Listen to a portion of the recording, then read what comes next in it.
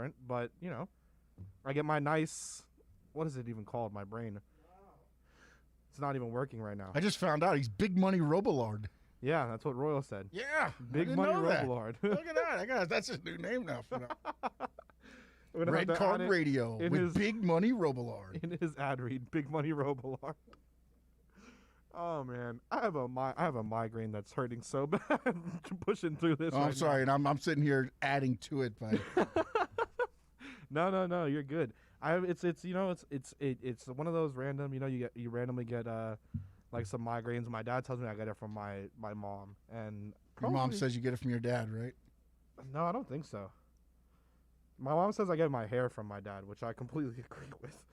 But yeah, the migraines thing, because my mom gets a lot of migraines too, so it happens. So I've been doing a little bit. Woke up and my head was just pounding, but anyways, so I get all right. What I've been getting lately at Starbucks is I've been getting this venti cinnamon dolce latte with vanilla cold foam and cinnamon on top of it, instead of all the other random stuff they add. And I can't lie, like, it's very good. It tastes pretty good. I got the one thing I will say with coffee, because my thing is, and if I woke up earlier and committed to it, although I do wake up early, I just sit in bed, scroll through Twitter for like an hour and a half, and then I just get up, shower, brush my teeth, and then come here. But I wish that instead of waking up at 6, scrolling through Twitter, doing all that, then going through everything else, like, I would wake up, make myself breakfast, and then coffee. Got some Café Bustelo, because that's by far the most superior coffee that's ever been made. I don't understand how some people drink, like, Folgers and all this other stuff. Café Bustelo is by far, like, the top tier coffee ever. And not the instant one, not the... I tried because my mom bought a K-Cup machine, not the K-Cup one. No. You got to brew that yourself. They're both the same, man. What? No. And maybe my taste palate isn't as good as yours because I'm a little older. But have you ground your coffee beans before as well? Listen, that's the superior. There's some things I don't do. I don't eat like crab legs because I don't work for my food. I'm not going to lose weight while I'm sitting here trying to eat. I'm not going to ground my own coffee beans. That's what you pay for. Right, but when you do it yourself, and when you grind them right there in the moment, like you just put them in, you put in the machine. You press down. You have too much time on your hands if you can sit there and grind. But that's my thing. I do have the time. I just don't use the time, because I wake up and I have Twitter notifications for so many different people. Like, I wake up in the morning and all of a sudden I see like 17 things that are retweeted by like Royal or 5 Reasons or Pro Football Network or something, and like most of it now is about how the Heat are so horrible. Oh, they go back and forth. So that's what I've been getting. And then in the chat, oh my gosh. Yeah. I wake up and I try to read the chat, and it's just like, Jesus, please, when will this end? Yeah, but it's good information, though. It's great information. But then I'd rather watch like the post-game shows, and I'd rather watch like the Clutch Corner and stuff like that, and look at that stuff because it's just more interesting. I do it while I drive. I put it on, throw it on my passenger side seat. I just listen to it while I drive. Let's get some good information. They're all very knowledgeable. And by the time that they have all these post-game shows, I'm tired or I'm carrying my friends in Valorant, and I don't have the time to watch something else. It's just how it is. But we're going to have on Royal next, and we'll talk. It's Royal Wednesday, so there'll be a bunch of things that we talk about. And then, of course, I'm going to just let Royal go for at least like 2 or 3 minutes and just let him kind of go, right, and see what happens. But... again, if you're on YouTube, you can leave comments. I interact with the comments. You can also do so on the text line 844-416-8123. Miami Dolphins fans can always count on the best coverage at OnsideRadio.com. Every week, keep up with your favorite team as Dolphins writer Omar Kelly joins us with exclusive reports and when news breaks. You're listening to OnsideRadio.com. Catch up anytime by downloading the MyTuner Radio app. OnsideRadio.com, South Florida's true hometown station. It's 4 a.m., Monday, and you're literally sucking baby snot through a tube because she's congested. Man, that's love. And if you love her that much, love her enough to make sure she's buckled in the right car seat. To make sure your child's in the right seat for their age and size, visit nhtsa.gov/the right seat. Show them you love them. Keep them safe. Visit nhtsa.gov/the-right-seat. Brought to you by the National Highway Traffic Safety Administration and the Ad Council. Let's raise a cup to the first among us who put themselves last. To the risk takers, the mask makers, the heroes on the front line and online. To the ones keeping shelves full and keeping us hopeful. To those who don't stop and those making all the stops. To the ones who pick up, suit up, and never let us down. From all of us at Dunkin' to all the heroes keeping everyone running, we thank you. This is the story of a very special woman. In a matter of seconds, she turned herself into a great mathematician or an entrepreneur. Her knowledge was limitless and still is. She could also make monsters disappear, especially those that lurked in the shadows under the bed. Once, this woman put back together a teenage girl's broken heart, which had been shattered in 1,000 pieces, just by giving her a bear hug. She masqueraded as a regular person at work, but as a superhero at home. Everyone knows her as Gabriella. I still call her Mom. Your hero needs you now, and AARP is here to help. Find the care guides you need to help, complete with tips and resources at aarp.org/caregiving.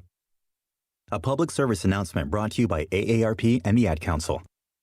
OnSideRadio.com knows gamers need a home. Can you dig it? That's why for the next 60 seconds, Can you count, suckers? here's your On-Side Radio E-Report with Kai Chen Chisholm. Misfits Gaming Group, a gaming organization that has teams in League of Legends, Counter-Strike Global Offensive, Overwatch, and the Call of Duty League, have recently announced that they're partnering with Intel and creating a series of competitions with their academy, the Misfits Academy, to find talented people in the space of esports. Misfits Gaming, who does have their CEO in Ben Spunt, made the announcement and confirmed by Esports Observer today, in which they said the academy will focus on key areas in the industry such as competitive gaming, content creation, graphic design, and video editing.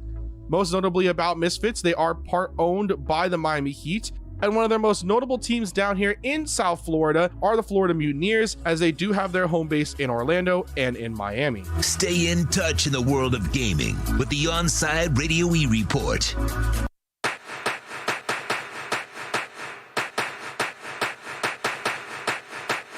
On-Side Radio presents Deep Into the Count with Alex Aguirre and Christian Chase. From traditional to analytical, shifting to stealing, the boys talk about the all-American game through different lenses. To reach out to the show, dial 888-441-4623. That's 888-441-4623. Slide in by text at 844-416-8123. That's 844-416-8123. Let's get started with this week's edition of Deep Into the Count. Play ball!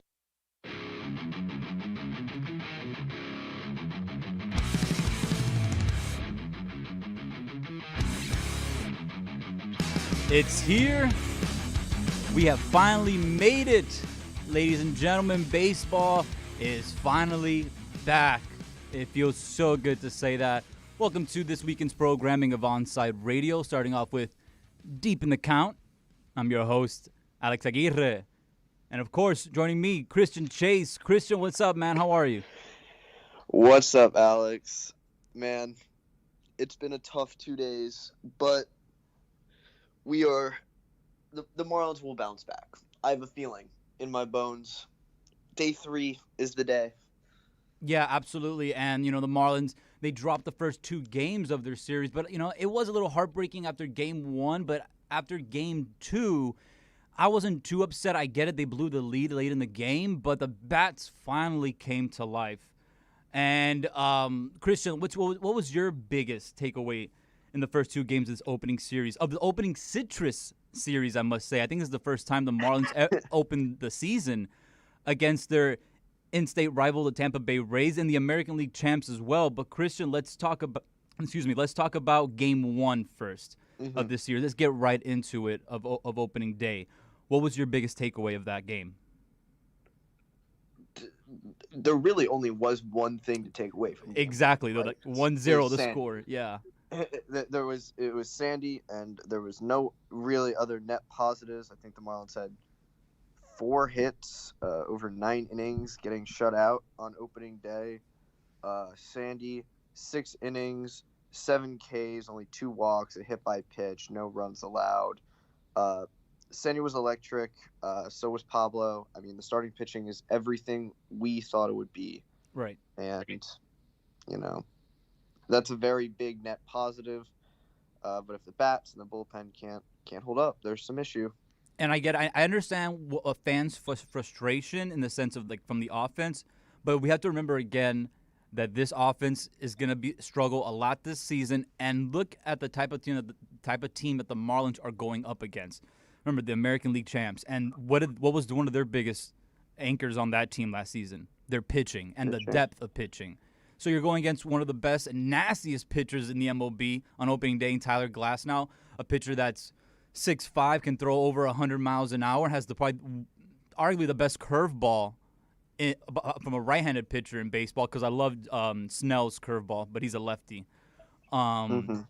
But, so it is a hard task to ask so much from the offense on opening day.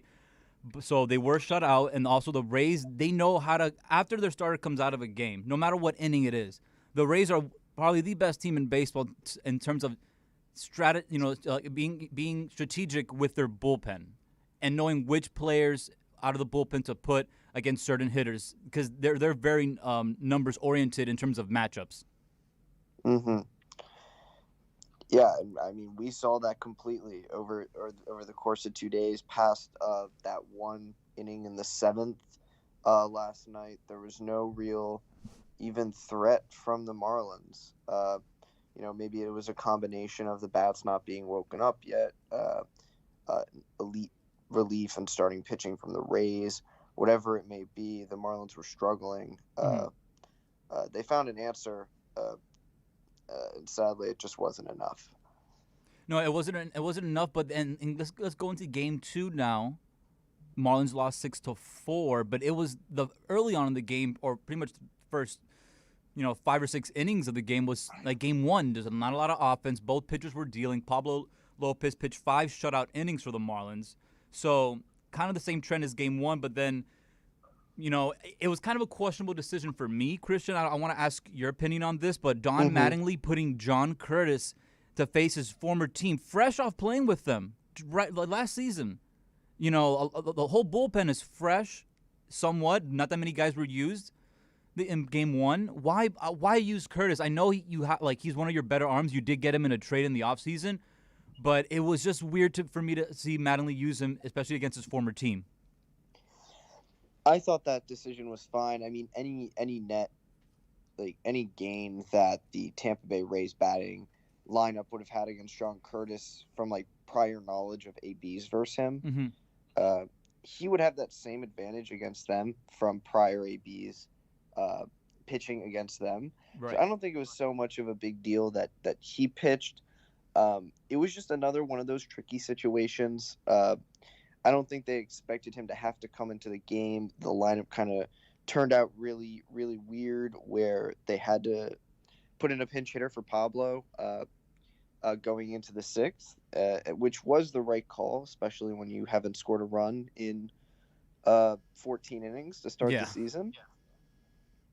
But I would have personally liked to see Pablo go 6. That feels like a very idealistic view for myself, but John Curtis was fine. He allowed the 1 solo shot.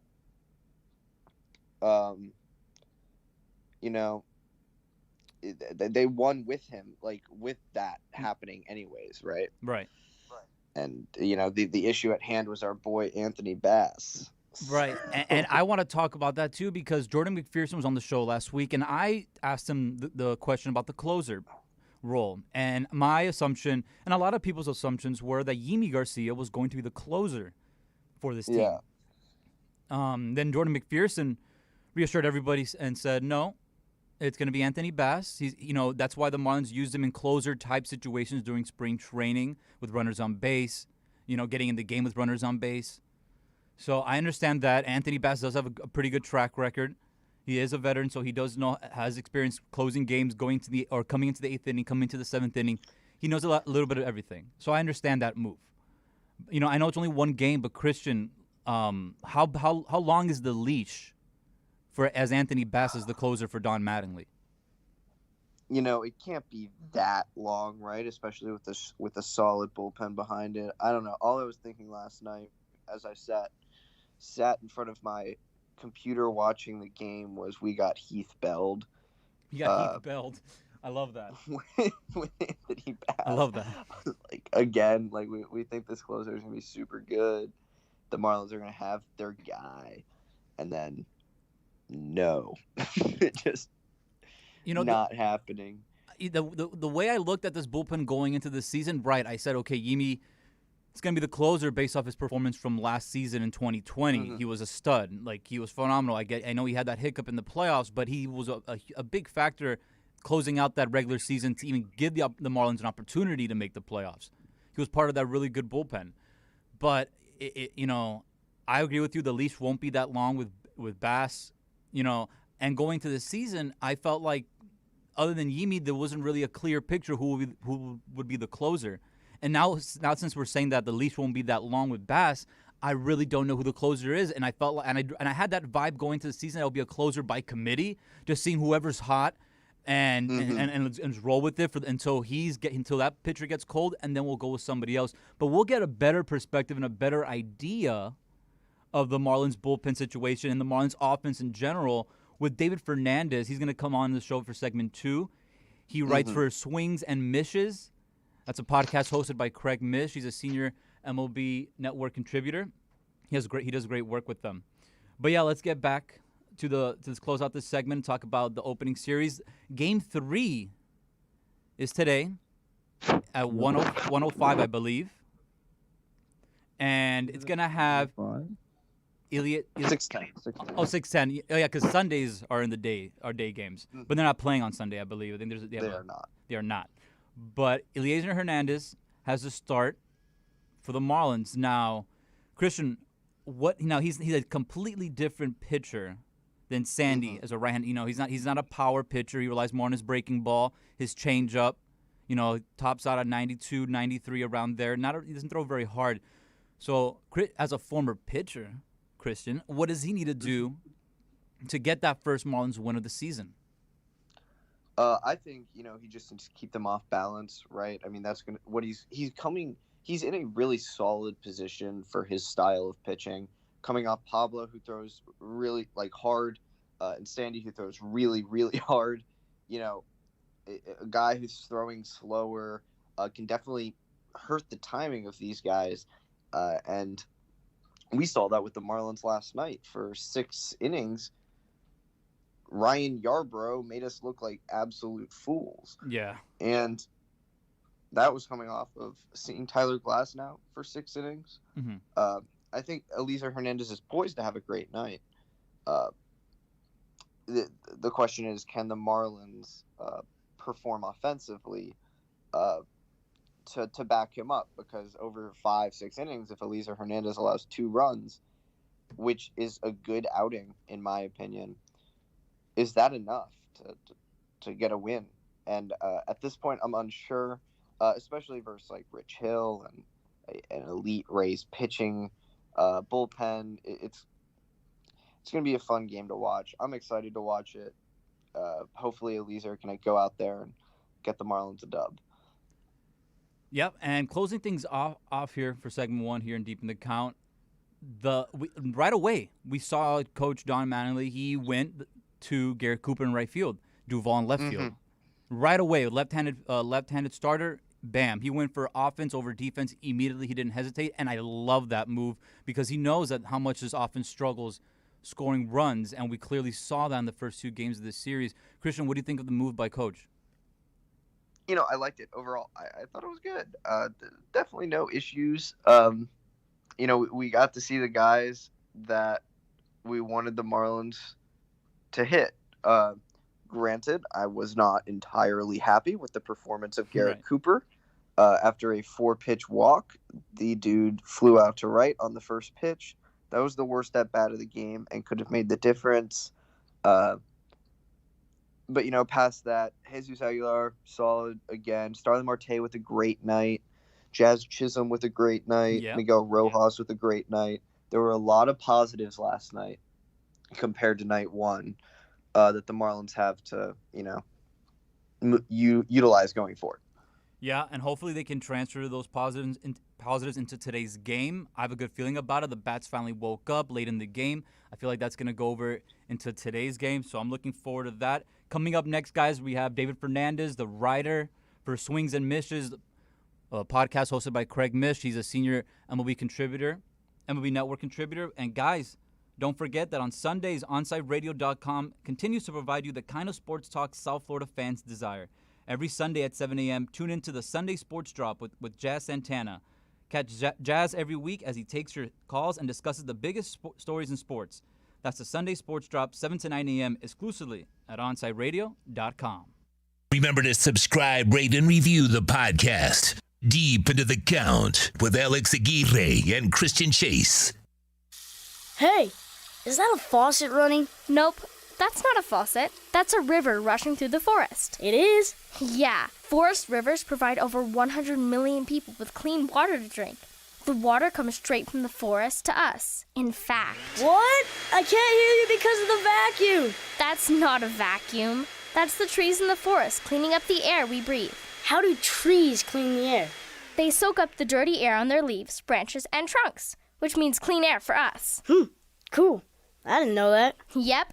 But the forest does more than give us clean air and water. It gives us shade for hot days, birds to listen to, and trees to climb. Wow, that's awesome. I didn't know how cool the forest could be. Hey, let's go explore some more.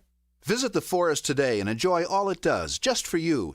To learn more about the forest and find one near you, go to discovertheforest.org.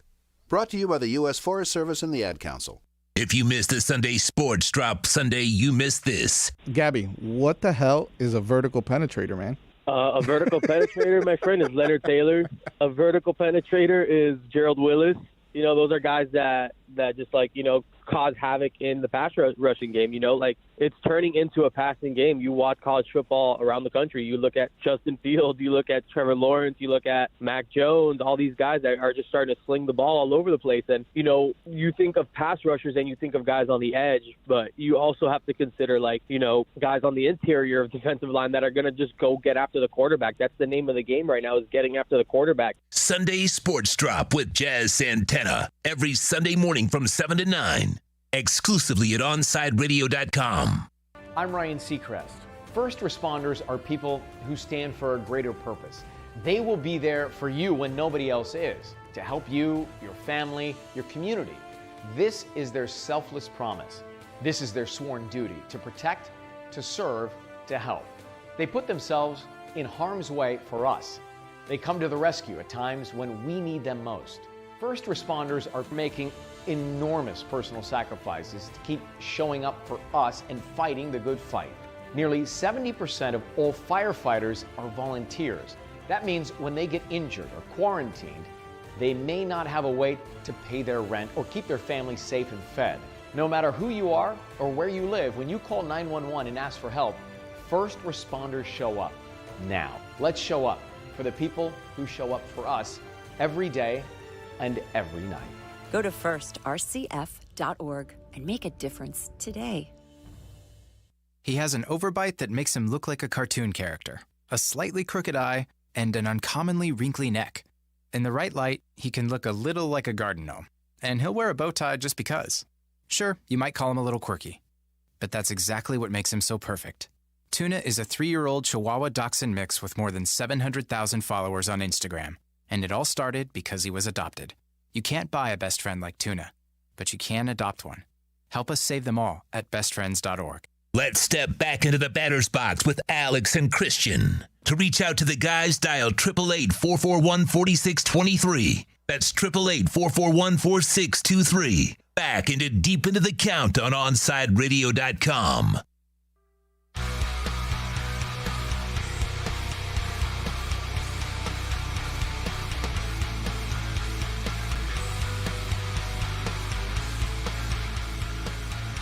Hey, What's up, everyone? We are back deep in the count. I'm excited to be here. We have a super exciting segment planned. We have David Fernandez, writer for Swings and Mishes, my former coworker and writing mentor, to come and talk to us, Alex and I, about opening day, thoughts on the roster, and basically everything Marlins per usual, because that's what we do here. How you doing, David? I'm doing great, Christian, and thanks for having me. Welcome to the show, David. Man, good to have you on. Of course. Thanks. So, David, based off everything going in, what were your thoughts on the roster spots that were given to the Marlins, to the Marlins players, the 26-man, going into this season? So, they had a couple of big decisions to make, right? I mean, you had the battle at second base between Jazz and Isan, and it's pretty clear that Jazz won that battle, and Isan's going to have to sort of rediscover himself at the AAA level if he wants to make it back to, the big club. But then beyond that, I mean, most of the positions were decided upon. I guess the question going in was maybe how many pitchers they're going to carry, and I guess just based on how the schedule breaks down, they don't really need a fifth starter immediately, so that kind of factored into some of the decisions. I like carrying the 5 outfielders because it does give them a little bit more flexibility off the bench. We saw it last night. I mean, we know what happened last night, but Mattingly emptied his bench last night, right? And everybody had a chance to contribute. Sierra scored a run, all of that. So I do think most of the decisions they made, if not all of them, were probably the right ones. I mean, we'll see as it develops, if any of these guys can kind of break out of this rotation and take over, as the top guy. But I think the decisions they weren't easy to make, but I think they were the right ones. And David, Chris and I were talking about this in the previous segment. We want to get your take on this. Immediately we saw Don Mattingly go to Garrett Cooper in right field, benching Dickerson against the lefty starter.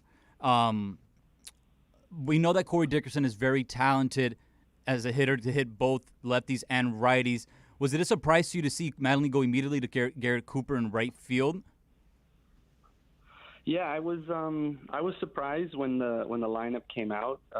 To be honest, that Dickerson was already the one that was sitting. I assumed there would be more of a rotation at first base, and that Dickerson wouldn't be involved. And then I realized that it was a lefty on the mound, and that was something that Mattingly did regularly last season. I mean, last season it was Lewis Brinson that we saw. Right. So Brinson's kind of the odd man out in this rotation. And then there was a thing on social media yesterday that Dickerson was putting his apartment or his house on Miami Beach for sale. So I was like, oh man, they're getting rid of this guy already. But no, I mean, Cooper had a great spring, and he didn't show it yesterday, but he's a good hitter, and Aguilar's a good hitter, and Dickerson's a good hitter. I mean, Duvall, we're hoping is, going to show what he's shown over the course of the last few years with the Braves as a good hitter. So this is a tough spot to be in, as one of these guys, this rotation that Mattingly has for right field and first base. But it's a good problem to have because he's always going to have a solid bat coming off the bench, and we saw it last night. I mean, Dickerson with a huge hit late in that game. So I guess I was surprised initially, but it ultimately makes sense. Yeah, that makes a lot of sense. I think we're on the same page when it comes to that. Mm-hmm. You have 4 really, really talented hitters. You want to throw into the lineup every night, and you just can't. It's definitely a tough situation, and I wouldn't be surprised if one of them is dealt at some point throughout the season, just to make room and to make things a little easier, get a good return for one of them. To go on to a sore subject, what are your? I kind of want to get your thoughts on the positives, the negatives we saw games 1 and 2, and then also how important is it that the Marlins bounce back game 3 today?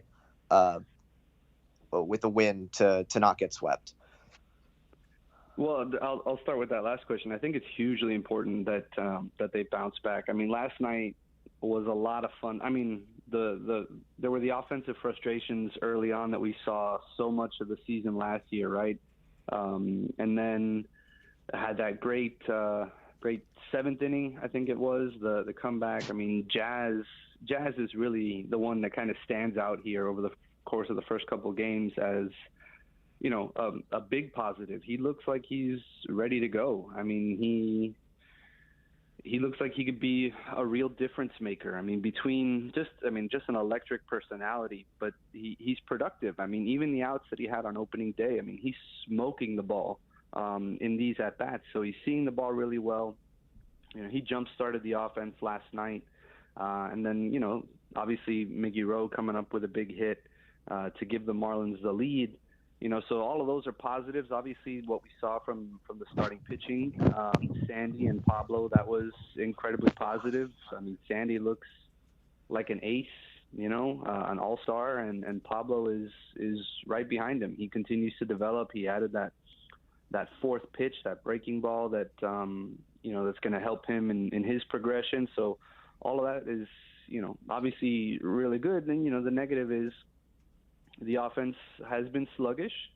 But Mattingly's always said that pitchers tend to be a little bit further ahead than hitters coming out of spring training. So, you know, it could be just a matter of being patient. And the fact that we're, you know, facing the Rays, which have one of the best pitching staffs in all of baseball. And then, you know, obviously the bullpen has been the issue over the last these first two games, right?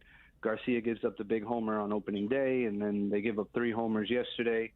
You know, Bass giving up the 3-run shot to the Rays in the 9th. You know, not the debut that you want from him and from some of these other guys. You know, but it's just game 2, right? Out of 162 games, you know, Mattingly said after the game yesterday that all those guys are going to be fine. You know, so it's not the way that you want to see it start, obviously, but the organization has confidence in these pitchers, and you know, yesterday was a tough one to watch, but it is a matter of them. You know, they got to bounce back, and you know, today's a big game because I mean, you don't want to get swept, obviously, to open the season. And then it doesn't get any easier after the Rays leave town. The Cardinals come in, and then the Marlins are going to play the Mets and the Braves on the road. So this is a kind of a gauntlet to start the season. So you definitely don't want to start 0-3 to play the Mets and the Braves on the road. So this is kind of a gauntlet. So you know, it's something that they've got to figure out here this afternoon. All right. Yeah. And David, 100%. We got time for a couple more questions here. We want to get your take on this. Who do you think? I know it's extremely early on, but just like an early season prediction, who do you think is going to be the Marlins MVP for the 2021 season?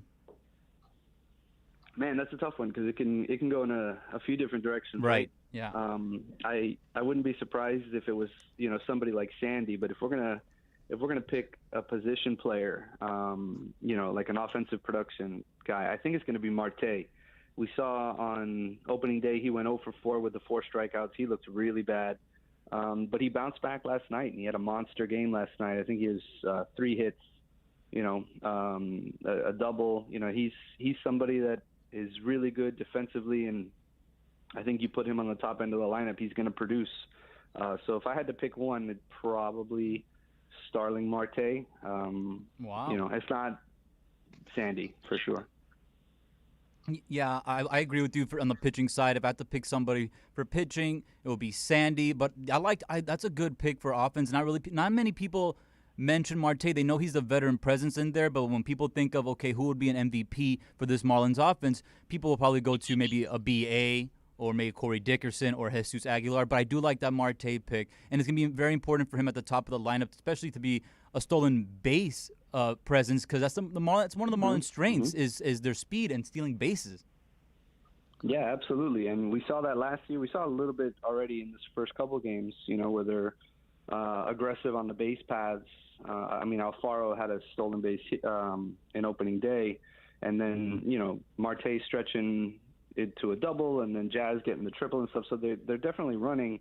But I think if Marte can be productive, out of the 1 or the 2 hole in this lineup, it's going to change quite a bit, and it's going to relieve the pressure on guys that you mentioned, right? It's going to relieve the pressure on BA and Aguilar and Dickerson, because he's the most accomplished bat that they have in that lineup, and I think if he's productive, the Marlins are going in the right direction. Yeah, that's a great take overall. I'm super high on Starling Marte, especially after last night. It was great performance, especially to bounce back after an 0-for-4 strikeout night. Well, David, thanks for coming on. It's a pleasure as always.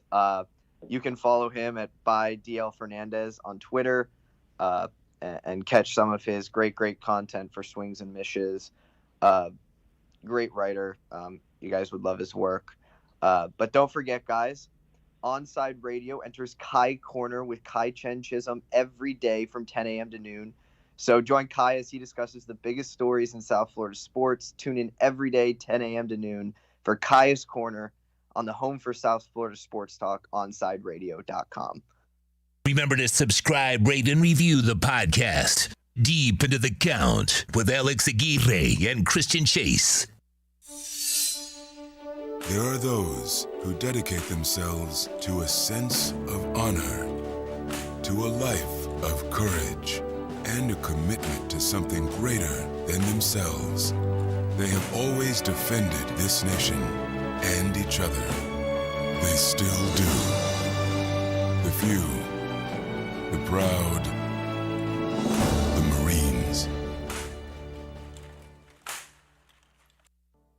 Inter Miami CF, your official furniture and mattress store, is here.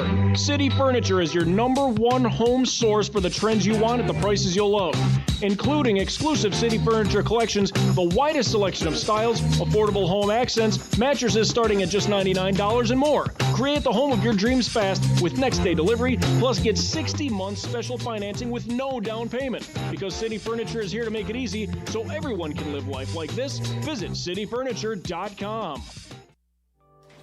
At Baptist Health, we are ready to serve, to treat, to safely proceed with your procedure. We're ready for ER visits and office visits with skilled surgeons, advanced medicine, and multidisciplinary teams. We're ready for new arrivals and new recoveries. We are ready. We're ready to diagnose, treat, and manage anything that comes our way with exceptional care and comfort. With the same preparedness and compassion you've come to expect from Baptist Health. And we are ready. We're ready. We're ready to care for you.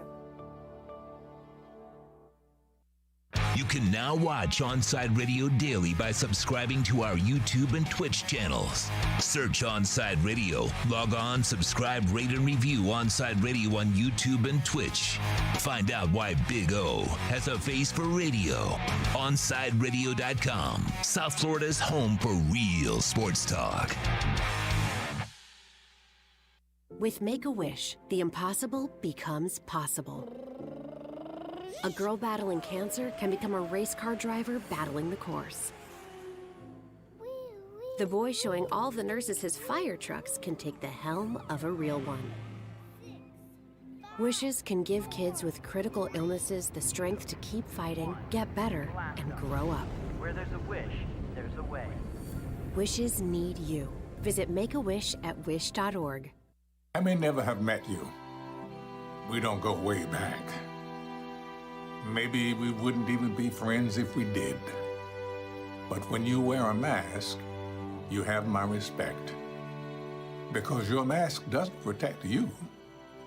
It protects me. I wear my mask to protect you. Mask up, America. Brought to you by the Ad Council. Every 2 minutes, a woman in the U.S. is diagnosed with breast cancer. And in that split second, her life changes forever. The toll of breast cancer is great. the need to support those who are battling the disease today is even greater.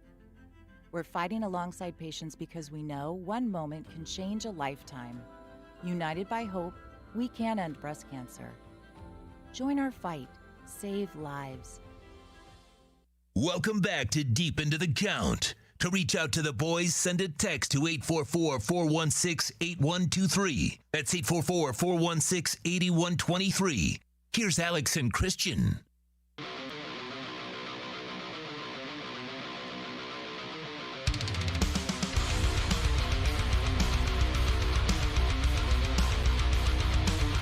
Welcome back to Deep in the Count. Episode 6 here for OnSideRadio.com. A little gloomy day here in South Florida. Kind of a weird cold front, Christian. I don't know, man. Like every time I talk to you, it seems like it's just cold here in South Florida. I am dying in the cold here in Pennsylvania. Oh, I can't imagine. it maybe I'm just bringing it along with me. It's like I bring the cold wherever I go. I feel like it is. I have not experienced warm weather in a good 2 months. Past like 2 days that I was home. God, I'd give anything to be at like an 80-degree Marlins game right now. That would be quite killer. Right, because even inside the stadium, and we have to call it Lone Depot Park now. Ew. Yeah, it was correct. But yeah, it's like a cool 75 in there, so it must be really nice. But even when you were here in the studio and here in Fort Lauderdale, it was cold that weekend. Like a little cold front came in. So yeah, but it is what it is. Sun's coming up here, Fort Lauderdale Stadium. Inter Miami's going to kick off their season April 18th, so it's going to be really nice to see some fans here again in the stadium, cheering on their local teams. They already started doing that for Heat games, obviously, and Marlins games. Some teams around the MLB are letting full attendance, like the Texas Rangers at Globe Life Field. They're allowing 100% capacity. Sheesh. So no hate, no judgment here. Every state has their own rules. The MLB said it's up to the per state and their laws and what they want to do and their protocols. So, in Texas they go big, man. I get it. So it's all good. It's all good. It's chilling. It's chilling. If they wanna do it, then go for it. But you know what? We have a lot to talk about as well in the MLB. It was opening weekend, but opening series, opening day. And I want to start off with the first homer of the 2021 season. Now, Christian, let's talk about this. Former Marlin, Miguel Cabrera, hitting in the snow. Like it's not just like little drizzle snow. No. It's snowing hard. Hard, yeah. They're playing at Cleveland, right? They were playing at Cleveland. It was a very poetic moment. Oh my God! Like snow pouring down. AL Cy Young on the mound. Shane Bieber. Miguel Cabrera didn't even know he hit the home run. It was snowing so hard. He stopped at second because he thought it was a ground rule double. It just such a crazy event. It was a beautiful thing to watch. As a baseball fan, it was a great start to the season. No doubt, and it was cool because obviously he's Miguel Cabrera, former Marlin, but like just seeing that video in slow motion and him taking that ball opposite field against Cleveland in the snow like that, it was very poetic. And out of all people, Miguel Cabrera, for sure, first ballot Hall of Famer, like you said, against a Cy Young Award winner. He won the Triple Crown, a few years back. So he's already in the twilight of his career, but he's showing that he's still got it. Especially still with the bat specifically. On defense, still a question mark because of his age, his size, and whatnot. But with the bat, he's still pure. So one of the greatest ever right-handed hitters of all time. And it kills me that the Marlins traded that away, one.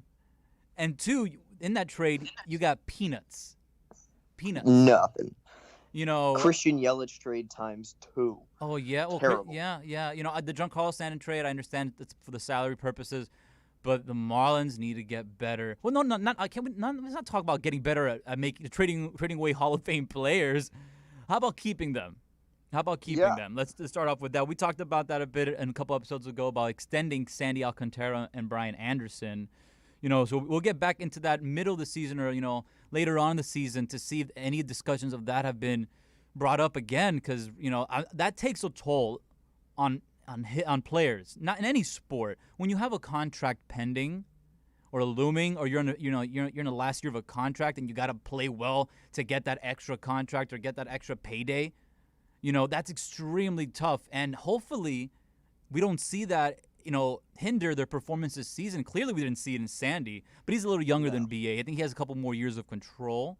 But I wouldn't be surprised if this has a toll or has an effect on BA's performance, especially his hitting, because that's the one thing I want to see take that next leap. We know that you can plug him anywhere on the diamond, but it's that bat. It's his offense that I want to see explode. The time is now. He's been, I can't give him the same excuses like, to Lewis Brinson or Monte Harrison because he has shown that potential. He's shown that talent. So I just want to see that offense kick in, man. The numbers are there. Again, it doesn't really make sense. I mean, I get the whole Sandy thing. There's a few more years, but with BA, you keep putting him into prove-it-year situations. Mm-hmm. Eventually, he's going to be proving it to a different team, right? Without the Marlins knowing. So the extension most likely will need to come sometime this year, hopefully sooner than later. But that is, that's another predicament the Marlins are in. Yeah. We're not talking about Miguel Cabrera type talent at third base, but we're talking about a solid franchise level third baseman who will be productive and be a solid bat in the lineup for many years to come. And I don't know how much better it gets than that. Save Albert Pujols and Miguel Cabrera. Speaking of which, around the MLB, the old righty bats you were talking about have had quite the start to the season. Albert Pujols with a homer, Buster Posey with 2 homers, Miguel Cabrera with a homer. I feel like we're reverting back in time. And hopefully at the near the end of BA's career, the Marlins can be that guy for the Marlins that we're rooting for as an older veteran. But the Marlins need to do something to make that a reality. Yeah, and speaking of franchise cornerstones and players that fans can root for one team for a long period of time, let's go around the NL East for a bit. Talk about the Phillies and Braves. Mm-hmm. They had a game on Thursday, April 1st. Phillies won 3-2 in extra innings. And surprising. Yeah, surprising that they held the Braves to 2 runs. I know that this is very early on talk in the season. Pablo Sandoval was a savior for, again, another old bat, another old name. Pablo Sandoval coming in the clutch for the Braves to tie the game, but the Phillies bats took over with Gene Segura getting the winning hit in the 10th. But, so that's something that to look on as well is the Phillies bullpen and the pitching in general. They held down the Braves lineup, and the Braves had Ronald Acuna Jr. hitting leadoff. He went 2 for 4 that game with a walk, but that's an interesting move. Having him lead up, I get it. He's an explosive bat. He's extremely quick, but wouldn't you want to have him maybe hitting 3? I mean, in that lineup though, right? I get it, but they do have some other speed guys. Because I'm thinking more traditionally of having your fast guys on the top, the contact guys. But we're living in a different age, Christian. I'm noticing that and we saw here in Miami with Giancarlo Stanton in his MVP season. John Mattingly put him hitting second in the lineup, which is, I've never seen anything like that. A player like Stanton hitting second, what? But his numbers did increase. Why was that? Why does numbers get better with a power hitter like that hitting in the 2-hole? Most likely, it's definitely that came down to just the positioning, who's in front of him, how often the leadoff man was getting on base, how many at-bats Stanton was having in high leverage situations. When you're a 3, a 4 hitter, you're going to be pitched much more carefully because most of the time, you're hitting with a runner on first, runner on second, 2 runners on. Whereas if you're hitting second, there's a higher percentage chance that a pitcher is just going to miss. It's why we saw a higher proportion of solo bombs from Stanton that year. True. And 2-run bombs. When it comes to Ronald Acuna Jr. in the leadoff spot, I'm looking at their lineup right now, and I don't really see anyone else on that team who is a leadoff guy. Ozzie Albies would be the best case. Yeah. But he is not hitting over the past year and a half, 2 years. He has not hit for average well at all. So to put him at the leadoff spot feels like a real risk for the Braves, who just need to get something going. And then you have Freeman, Ozuna, Darno, all, amazing hitters, but more on the power end of things without the speed. Swanson is, your typical 6-7 guy. So is Austin Riley, who on the Marlins may even be the cleanup hitter. And then Christian Pashy is, your typical 8 hitter. There's no. It just feels like that's the only place that Acuna fits on that lineup, even though it feels weird. Yeah, from a traditional standpoint, it is weird, but I get it now. You got to create offense, and he is a spark plug. He can, and he does get a lot of extra base hits, and then when he doesn't get an extra base hit, he's extremely aggressive on the base pass and puts pressure early on in the game on the opposing pitcher. So I get the move. And it can work when you have players like Freddie Freeman, Marcell Ozuna. And Travis d'Arnaud, really? Like, when going into the playoffs, I did not say, you know what? The Marlins are playing against the Braves. I'm really scared of Travis d'Arnaud. With other names, like I just said, Freddie Freeman, Marcell Ozuna, even Dansby Swanson, I was like, man, Acuna, and Ozzie Albies. And then all of a sudden, Travis d'Arnaud just starts raking off the Marlins. I was like, what? And then one game, Acuna strikes out, I think, 4 times. But d'Arnaud, he looks like Albert Pujols, man. Yeah, he was swinging it that series. Mm-hmm. But, under the radar, d'Arnaud's been swinging it for a few years now. With the Rays, too? I believe, he was on the Rays and then, to the Braves right after. He's had a few years hitting over 300. That guy can swing it. He's definitely one of the best catchers in the league. And just adds to the excess of wealth that the Braves have on the offensive end of things. Yeah, and hopefully the Marlins, that excess of wealth can rub a little bit off on the Marlins this season and in the future as well. Hopefully those prospects and those other players, come alive a little bit. And hopefully the bats wake up today. That's going to conclude baseball talk. Next segment, we're going to have our crosstalk with Sean Stanley, the host of Squared Circle Digest. And guys, don't forget that every Saturday at 11 a.m., soccer fans can connect with Austin Robillard and Red Card Radio. From the Premiership to the MLS, catch up with your favorite team, including our very own Inter Miami CF. Listen to Red Card Radio every Saturday from 11 a.m. to 1 p.m. with Austin Robillard exclusively at Onside Radio. Remember to subscribe, rate, and review the podcast. Deep into the Count with Alex Aguirre and Christian Chase.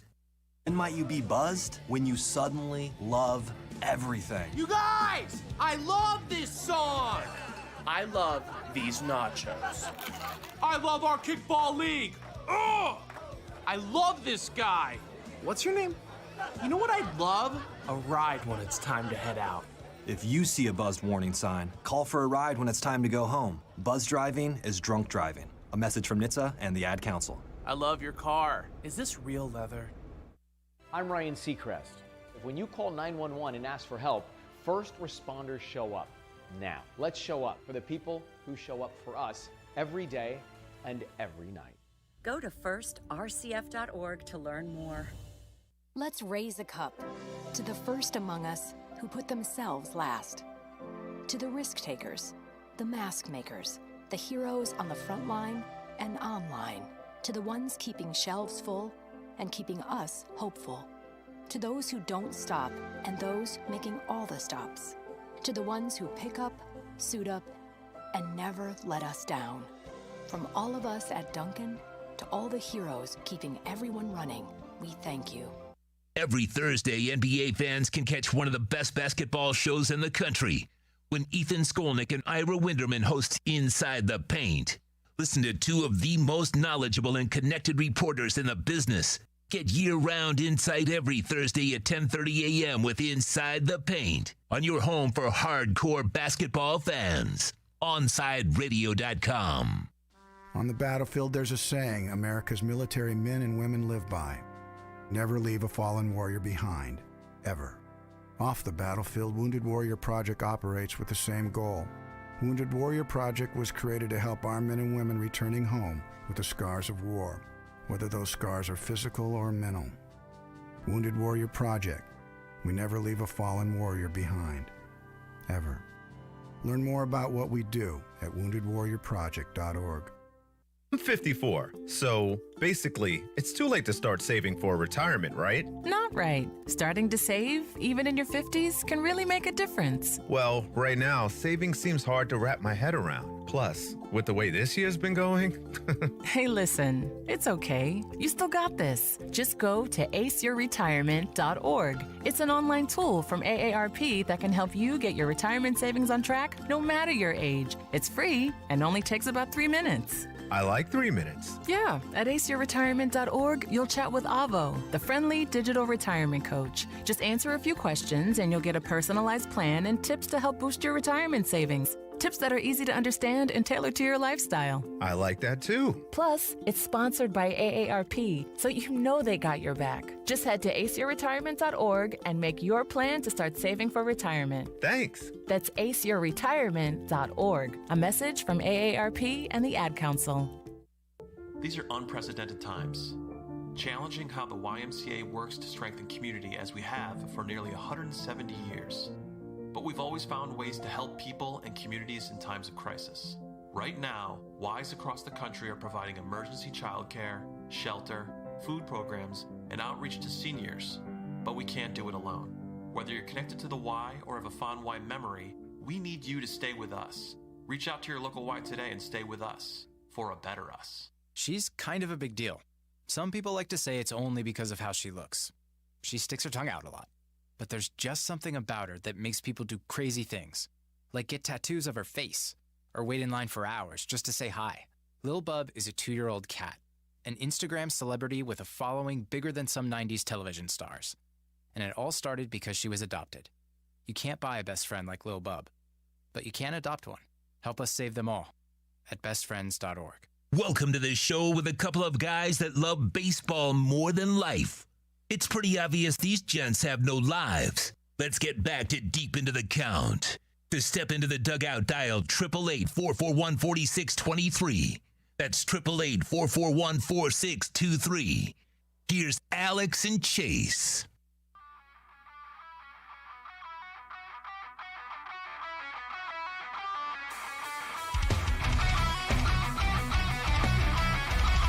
All right. Closing things out here. Deep in the Count, episode 6. You know what, guys, every weekend, since the morning show, the sun comes in.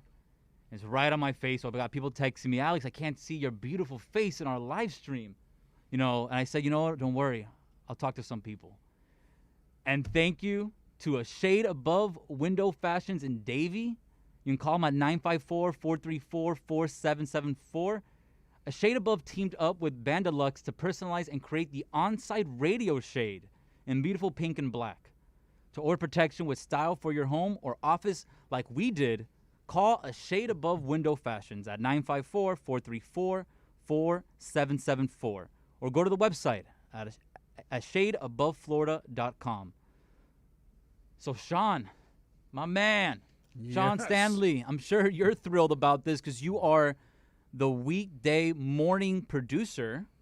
So you come in here bright and early. Yes. Sun coming up right on your face every day. So I'm sure you're thrilled with this shade, man. Oh, the Monday morning when we walked in and I saw it, glorious. I ran over and I gave it a hug. I did. I don't blame you. I think I grasped it like I never grasped anything in my life. I don't know how you grasp shade, but I would attempt to anyways because I'm so happy with it. Well, Christian, you kind of witnessed that a little bit too when you're in the studio that one time. The sun is killer here. It's just a weird angle, man, so we're happy to be covered up here. Oh, we're looking out to the east, so yeah. The sun rises in the east, so as soon as it rises above the stadium over here, it's right into our path until it rises above the stadium. So, guys, we're going to continue our Crosstalks March Madness saga. Oh, boy. Sean Stanley, Christian Chase, update the beautiful people listening. How are the brackets? What's going on? Talk to me. What are you thinking of? You want to go first, Christian? Yeah, I'll take it. I'm kind of nervous for today, guys. Maybe even more nervous than I am for Game 3 of the Marlins, because if Houston somehow beats Baylor, I win my 50-person bracket and get a bunch of money. So I'm super, super nervous because I don't think Houston is that good after watching them. I guessed my way to this point, but here we are. And my entire bracket literally comes down to, does Houston beat Baylor? Wow. So I'm sure tomorrow I'll wake up super sad because Baylor is just the better team. But miracles do happen sometimes, and I believe in it in this case. Yeah, Houston's been scoring pretty good. And by the way, my bracket, done. Over. Yes, over. Thank you, Michigan. Thank you, Illinois. That's what I get for going Big Ten. That's what I get for going Big Ten. Was that your finals, Michigan, Illinois? That was my finals. I feel like Bro, this. Who would've thought UCLA, right? Yeah. Well, that UCLA, and I thought Gonzaga would have that one misstep, and that's all it takes in a tournament. One misstep, and you're going home, and they haven't missed at all. They have not. I was worried for them in that USC game. The USC looked really good through their first 2 or 3. Mm-hmm. And then Gonzaga just pulverized them. So, I have Gonzaga winning it. It doesn't matter for my bracket if Gonzaga ends up winning. The only thing, points-wise that matters for me is if Houston wins tonight. But Gonzaga looks to be the favorite right now. They are playing really, really good basketball. They have an 11-seed UCLA team to beat, and then the winner of Houston-Baylor. I think they'll win their first national championship ever, which is crazy to think about for how good Gonzaga's been over the years, that this would be their first national championship. But I think it's finally time for them. Yeah, and, hopefully people can, the heartbreak can end for a lot of people, and the madness is ending soon for a lot of people as well in college basketball. So, Sean, what you got going on for your show a lot today? of little things happening in wrestling. A big announcement was made. Chris Jericho from AEW will be on a WWE Network show. All right. On Stone Cold Podcast on April 11th. That made a little bit of news. WrestleMania, less than night 1 will be next week, next Saturday, as a matter of fact. So a lot of little things going on. Vince McMahon, if you're not made by the WWE, more than likely, or you're not an idea of WWE, he's going to kill the idea and try to ruin your career, but that's beside the point. We're going to dive into that as well with some things that happened on Raw this week and look back at some ideas that was not Vince McMahon's and see how far they went.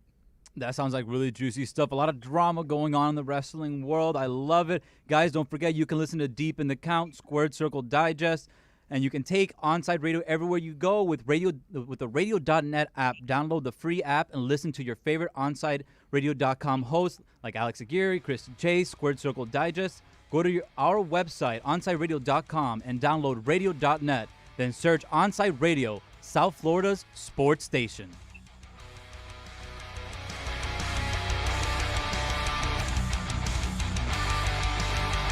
People do some pretty cool things in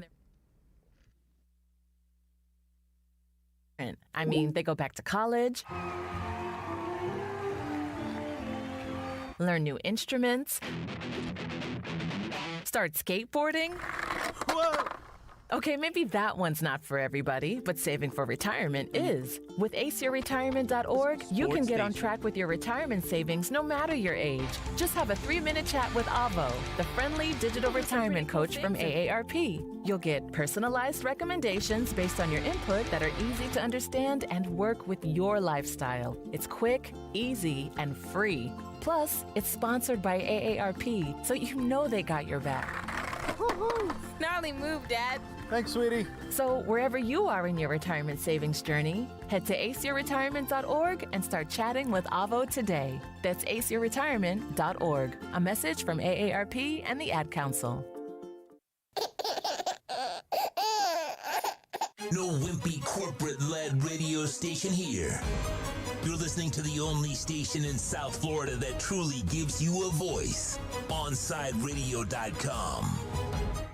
Hey, it's Big O for EJD Construction, your custom home builder, additions and home remodeling. Our lives have changed. We're making our homes more of an oasis. Call the right place. Call the right people. Eric at EJD Construction for over 16 years. A-rated member of Angie's List and the Better Business Bureau. 305-433-4843. That's 305-433-4843 for EJDConstruction.com. This is the story of a very special woman. In a matter of seconds, she turned herself into a great mathematician or an entrepreneur. Her knowledge was limitless and still is. She could also make monsters disappear, especially those that lurked in the shadows under the bed. Once, this woman put back together a teenage girl's broken heart, which had been shattered in 1,000 pieces. Just by giving her a bear hug. She masqueraded as a regular person at work, but as a superhero at home. Everyone knows her as Gabriella. I still call her Mom. Your hero needs you now, and AARP is here to help. Find the care guides you need to help, complete with tips and resources at aarp.org/caregiving. A public service announcement brought to you by AARP and the Ad Council. OnSideRadio.com knows gamers need a home. Can you dig it? That's why for the next 60 seconds, Can you count, suckers? here's your On-Side Radio E-Report with Michael Christian. Fortnite. Once the world's top video game has once again alienated their player base, this time banning all wagers. Wagers were when two or more Fortnite players play each other for money. Essentially, if it was a 1v1 or a 2v2, you would jump into a duos or quads match and the individual or team with the highest kill count would win the prize pool. This is common in Fortnite and is often used by many of the top streamers to not only keep their audience engaged, but also to help keep them motivated playing the game when tournaments aren't happening. Epic has now banned all forms of wagers and has even sent personal emails to top streamers warning them they will be banned if they are caught engaging in said wagers. Ending this practice seems to be the cherry on top that once again got RIP Fortnite trending on Twitter. Stay in touch in the world of gaming with the On-Side Radio E-Report. It's time to climb inside the squared circle. I have wined and dined with kings and queens, and I've slept in alleys and dined on pork and beans. The Squared Circle Digest, that is. Here is your host, Sean Stanley.